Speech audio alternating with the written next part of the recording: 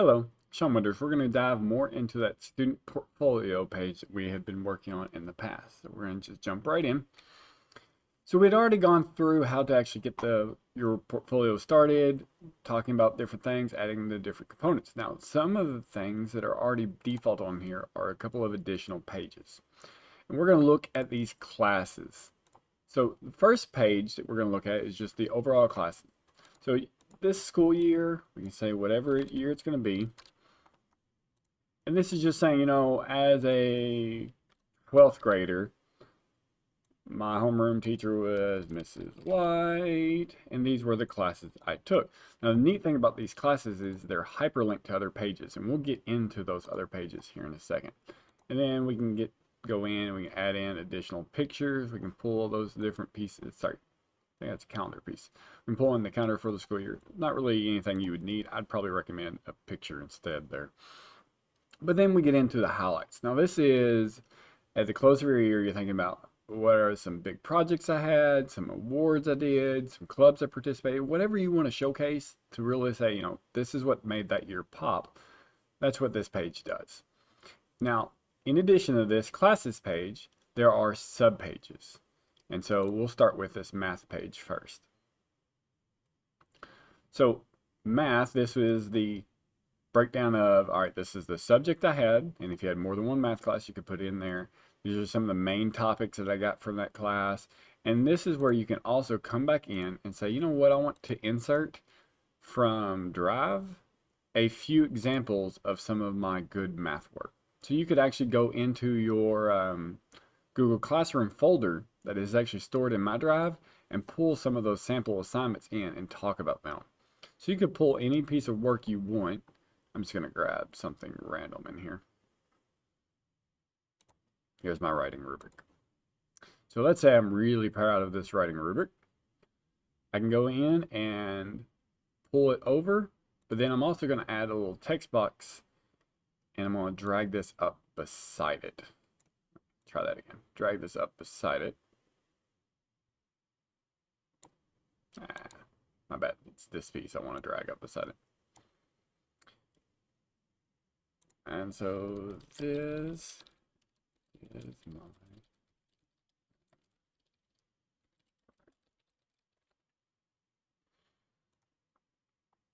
So now you have a little piece in here, and you can change, let's switch it to a title piece.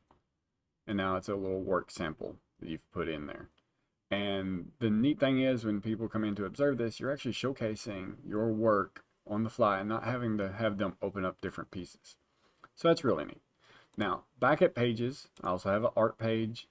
If you're doing anything where you're going to be submitting graphics and pictures, one neat thing that you can do is actually do this image carousel.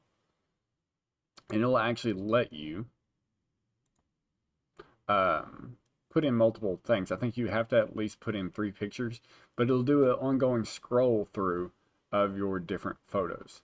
So let's say I want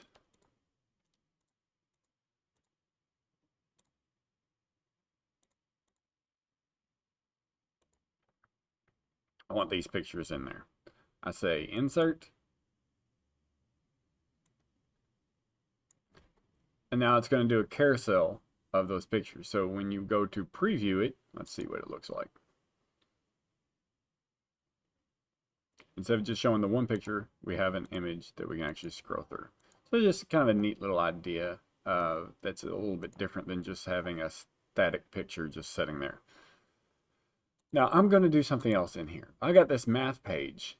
I want to step this up a little bit and do my next class. So I'm going to take this. I'm actually going to duplicate the page, but I'm going to rename it.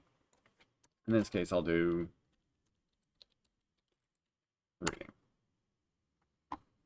So now I can go in, I can start editing this out and changing the pieces of it.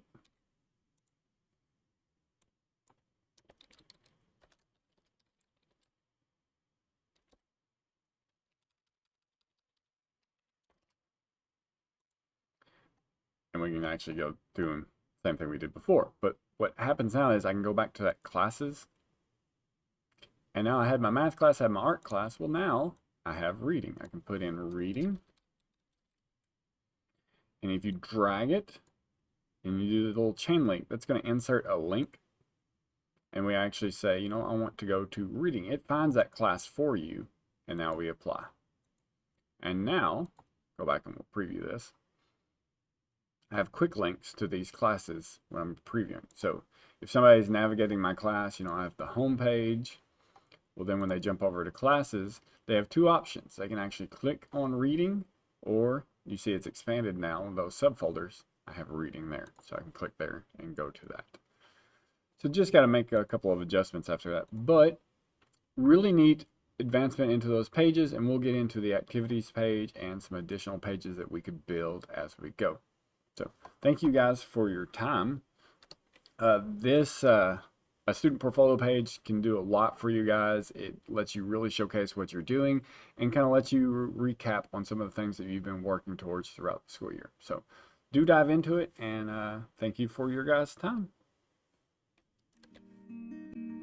Hey, thank you for watching this video. Please click the like button and subscribe so you can stay up to date on any future videos.